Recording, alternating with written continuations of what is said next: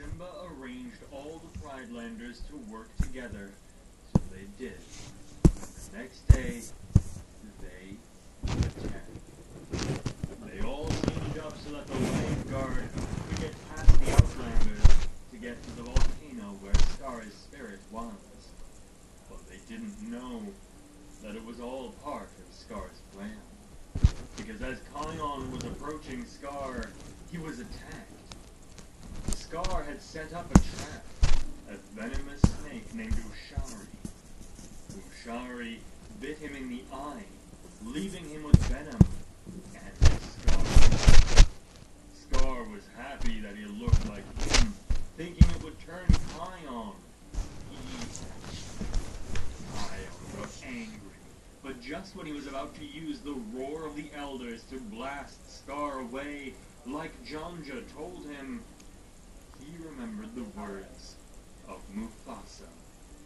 Because Mufasa had told him that you can't fight fire with fire. He then knew exactly what to do. He called on the great lions of the past for their judgment and asked them to forgive Scar. And with that, Kion was able to defeat Scar. But it wasn't over, because Ushari tried to attack Kion again. Bunga jumped in just in time, but he jumped a little too hard and fell into the volcano. Ono saw it coming and saved his friend just in time, but from all the smoke he had damaged his own eyes. And Ono wasn't the only one who was in pain, because Kion's scar also started to feel very strange. Therefore, they went to Rafiki. Rafiki knew what he had to do, only he wasn't the one who had the cure. Kion definitely needed one, because if the venom of Ushari would stay in his body for too long, he wouldn't see the difference between wrong and right anymore. He needed to go to the Tree of Life, and they might be able to help Ono as well, Rafiki said. There was finally peace in the Pride Lands, therefore the Lion Guard decided to join Kion on his journey to the Tree of Life. Rafiki showed them the map to the Tree of Life, and told his apprentice, Makini, to go with them, since she had already been there once. But there was something Kion never expected to find at the Tree of Life. When they finally arrived at the Tree of Life, after a really long journey, they were almost not allowed to go in, because of a stupid mistake of Bunga. They had caused a massive rock slide. But then, a group of strange lions appeared. 4 of them are darker than Kion, but one looked just like him. That lion looked at him with a weird face, like he knew him or something. But the rest of this group thought they were there to cause harm, so they attacked. Kion couldn't control himself and accidentally used the roar on one of the lions. Ron, leader of this group of lions, who called themselves the Night Pride. They didn't trust Kion and his guard anymore, and told them they would never be allowed into the Tree of Life. Inside, the lion that looked like Kion walks up to Robbie. "What's up, Coco?" she asked. "I think you made a mistake, Ronnie. There is something up about this group. Something feels familiar to me," Copa said. Ronnie is surprised. Copa seemed really sure about this. He told her about his home, a place called the Pride Lands. In the Pride Lands, there are bright-skinned lions just like him, he said to her. There we have a group very similar to the Night Pride. They are called the Lion Group. And they also have a leader with a powerful roar.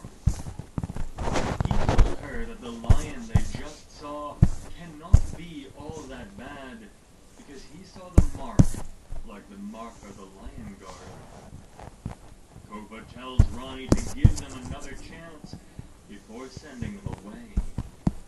I know it sounds strange because a lion guard is supposed to be only lions and would stay to protect the Pride Lands, but I'm telling you, something is up with her. Ronnie decides to go ask her grandmother, Queen Jana, what she should do.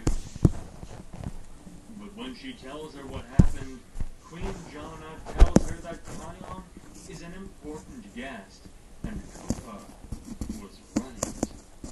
She tells her to welcome Kion and his friends to the Tree of Life. When the Night Pride returns to the entrance, the Lion Guard has cleared all the rocks from the path. When Ronnie arrives, Kion apologizes for using the roar and explains that they have come a long way. He asks her to only allow Ono so that he could get his sight cured. Koba looks at Ronnie, showing her he was right and that Kion indeed had a good mind. Ronnie agrees and tells him that all of them are welcome to the Tree of Life. They went on to meet Queen Jana, and Koba was very excited. But first, Queen Jana and Nirmala look at Ono and Kion to see what they could do for them. Ono's medicine would only take a few days, but Kion needed some more time to be healed.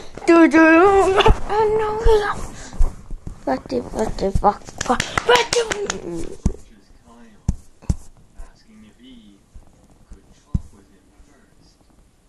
Kion walks with Kopa, not sure what he wants from him. I am Kopa, by the way, he said. So you are from the Pride Lands, he asked. Yeah. Have you been there? Kion asked. But then, when Kopa said he was actually born there, Kion was even more confused. But why are you living here then? Well, it's a long story, but I always hoped to meet some Pridelanders again. Kopa told Kion everything, how the mother of his best friend attacked him and that he was too scared to return. He was almost dead, and the Tree of Life helped him to get healed. But what was the name of your friend? Kion asked. Because my father, Simba, king of the Pride Lands, knows every animal, so I might have seen her too then. Kopa looked at him with big shock. Did you just say that Simba is your father? So that means that Nala is your mother? Yes. How did you know, Kion asked. I think you're my younger brother. Simba and Nala are my parents as well, and the lioness that attacked me was Zira, mother of Vitani. Kion was in complete shock. Why would his father never tell him this? I think Simba never told you about me because he didn't want to scare you, and everyone probably thinks that I am dead, Kopa said.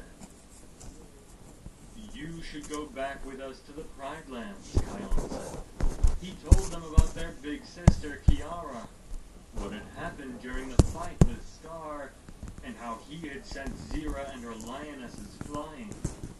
With Zira out of the way, there was nothing to be afraid of for Kopa. They had a lot to catch up on, but Kion first needed to start his training with Nirmala. They had a long way to go. Anytime Kion would have a spare minute from his training, Kopa would come to him to ask about his family. But Kion also found Ronnie very interesting. He was having a great time, and it felt like he really belonged. In the meantime, Kion was also learning more about his roar. Because